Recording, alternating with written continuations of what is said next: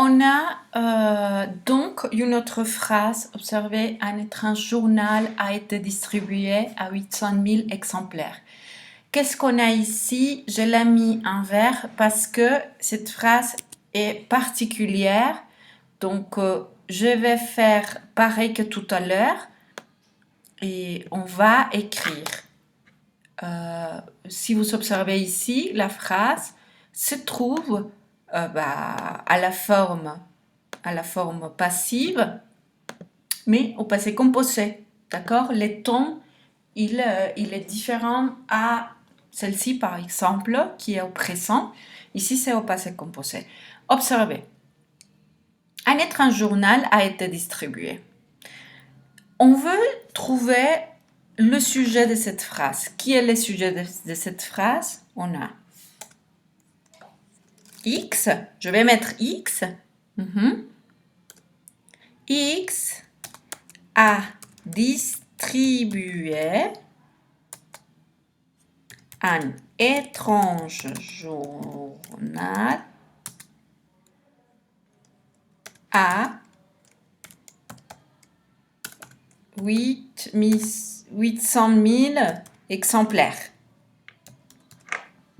Si vous voyez, ici, dans cette phrase, il n'y a pas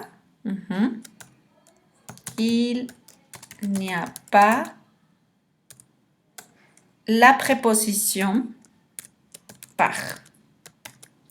C'est-à-dire qu'il n'y a pas d'agent. Il n'y a pas d'agent. Du coup, on ne sait pas qui est le sujet.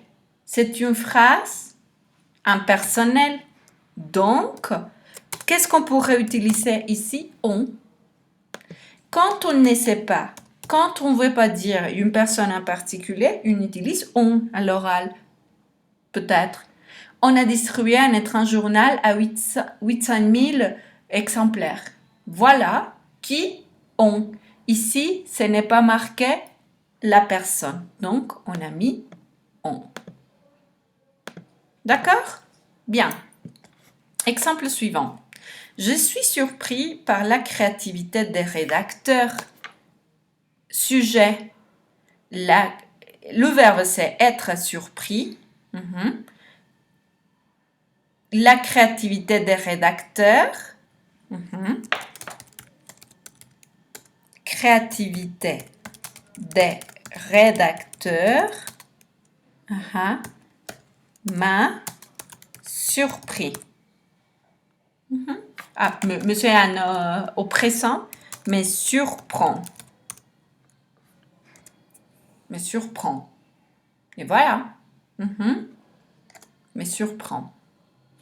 La créativité, sujet, surprend. La créativité des rédacteurs surprend à qui? Qui? À moi. Moi, c'est le complément. Ensuite, un autre exemple, ici, un client a été raccompagné à son domicile par un chauffeur. On se demande où se trouve le sujet. Nous pouvons poser la question avec le verbe a été raccompagné. Qui a raccompagné à qui? Qui a raccompagné? Pour le chauffeur. Le chauffeur raccompagne. C'est au passé composé, donc a raccompagné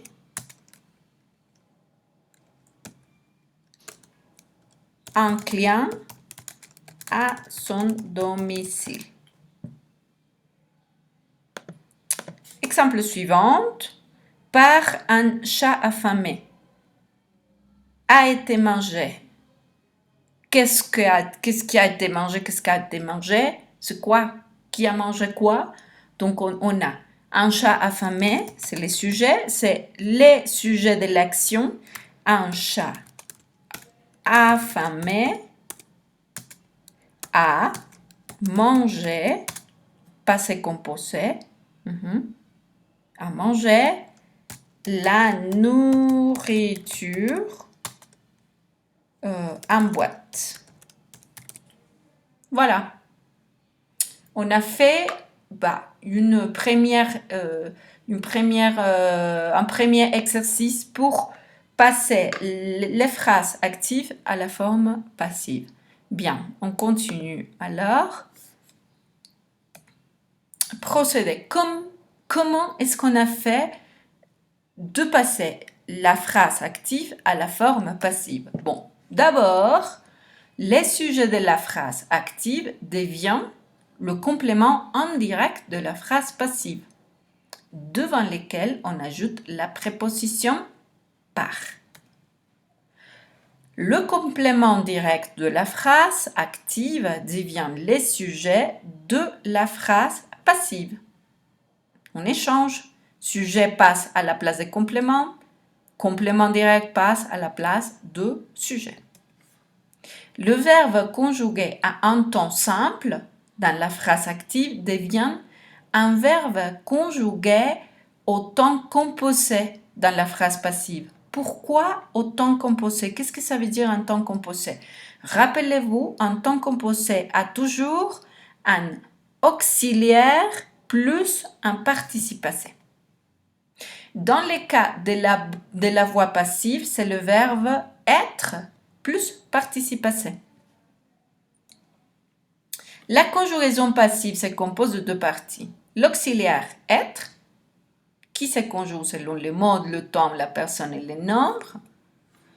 Et deux, le participe passé du verbe qui exprime l'action ou l'état principal. Observez ici.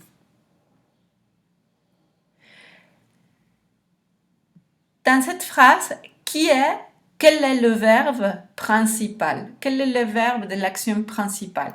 A été ou distribué? Évidemment, le verbe qui va donner l'essence à cette phrase est distribué. A été distribué. On a un temps composé, passé composé. Ha sido distribuido sería su traducción al español.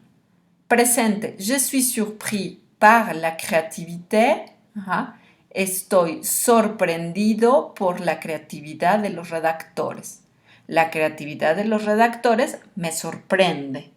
Presente, verbo être plus participe passé, c'est un temps composé.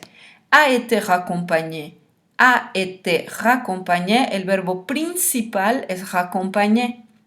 Está en passé composé. Un cliente ha sido acompañado. Ha sido comida, la nourriture, etc. Donc, voilà los tres pasos, les trois pas pour faire la voix passive. Sujet de la phrase active devient complément direct. Le complément direct de la phrase active devient le sujet de la phrase passive. Et le verbe conjugué à un temps simple devient toujours un verbe conjugué au temps composé. L'auxiliaire est toujours être. Bon, voilà, je vous laisse ces deux vidéos avec la voix passive. J'espère que ça va vous servir et bon courage. Allez sur les pages de votre livre et complétez toutes les activités en relation à la voix passive. Au revoir.